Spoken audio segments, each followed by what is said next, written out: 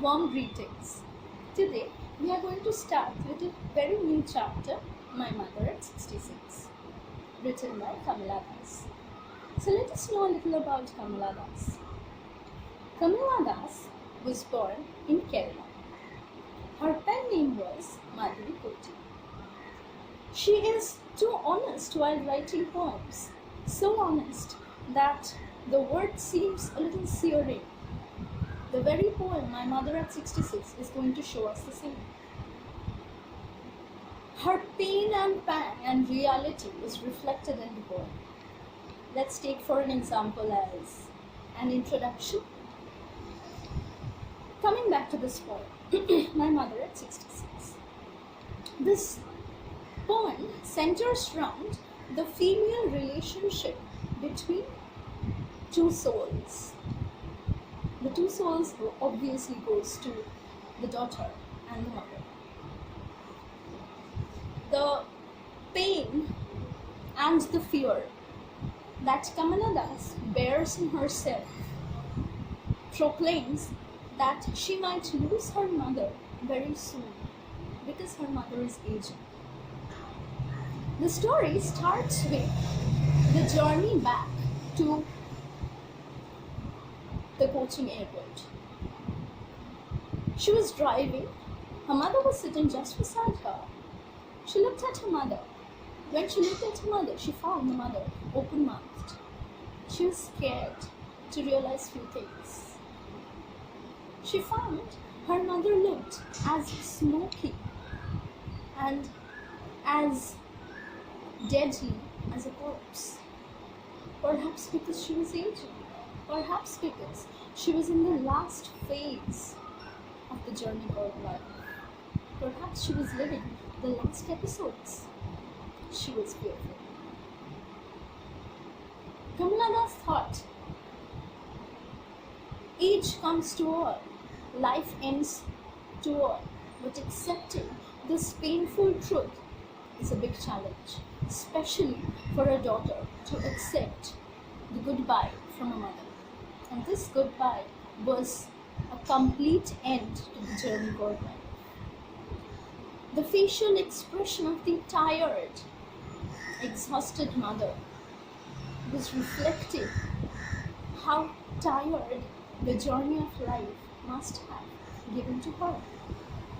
Her face was compared to the winter's moon, which is so beautiful, but the freckles, the crevices of age that fell on the mother's face was no less than the dark patches on the moon. The hills, the falls, the gaps, the crevices, the abyss in the white surface of the moon also tells that every beauty has got pecks of marks. These impeccable, beautiful things of nature compared to the mother's face, to the life she had gone through, to the exaggerated time she has been through, the pain she had run across, has been told in the poem. So, when Kamala Das journeys through the pain of realization, looking at her aged mother, she could not control herself but find an escape route. And how did she escape? She looked out on the other side and found the sprinting trees. Now here, sprinting trees is a metaphor. Trees cannot sprint, but actually they were moving fast, much giving an example of energy, youth, greenery. Few examples of the start of the journey of life. She could also see the energetic, merry children spilling out of their houses, which was another example of energy, another example of the start of life, another example of the very first page of a new book. Perhaps she found a relief within the heart, but deep down she couldn't deny this very truth that now that she is leaving her mother, Perhaps the next time she might not meet her mother. This leave might be the last goodbye.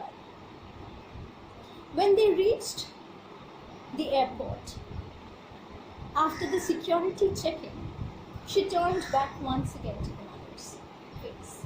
She looked at her mother's face, which looked wan and pale. The exaggerated adjectives used gives us a thought in our mind. Paleness, lack of energy, enervated. The mother was going to die very soon. After all, she's aging. Time has taken enough of her. Putting aside to these feelings, Kamala Das wore a smile. It was a brave smile because deep down her heart, she was suffering from anxiety, fear, pain, panic. She knew the truth, which she is going to face very soon. She lived in the world of perchances. What if this? What if that? What if in the next meeting you do not meet at all? She bid a final goodbye to the mother, but with a smile. She would not show her mother that deep down her heart, she was quite afraid that they meet again. Moving on to the central idea of the poem, which centers from fear. So what is fear? How does this word connect to this poem? What is the fear of losing something, someone, mother? The breaking of that thread that you and your mother had died years before, one day in her womb. What if one day it breaks? What if I lose her? This is the fear Kamala Das was suffering from. And it was quite clear with the last bidding. When the poet notices how old her mother had grown, she tries to focus her attention on other things. Just as I said a little before, that the other things were the sprinting trees and the young little boys, the young little children who were spilling out of their houses. The hour of the day surely might have made her see many other adults walking on the street, but her attention did not focus on them. Her attention focused on those little children, those starting life that was full of greenery, that was just the opposite of her mother. She ends up noticing only those things that are not old. She notices the trees that her car is going past, and they appear to be moving at an equally faster pace by themselves. This leads the poet to feel that the trees are young and filled with invigorating energy. Again, a contrast to the mother's enervated self. Besides, she also notices the children pouring out of their houses excitedly.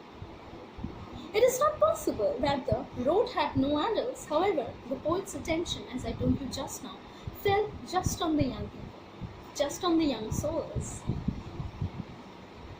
Hence, here, both the images, the trees as well as the children, serve as a contrast to her mother, who is almost at the end of the journey. The end of the poem also brings in a contrast that the poet wears. She sees her smile. She sees the last hour. She sees her own feelings, which was so much filled with lies. But what else could she do than wear a fake smile in front of her mother and bid the last goodbye, maybe? We also see Kamala Das smile, but deep down she was clothed with the fear, the deep pang of losing her mother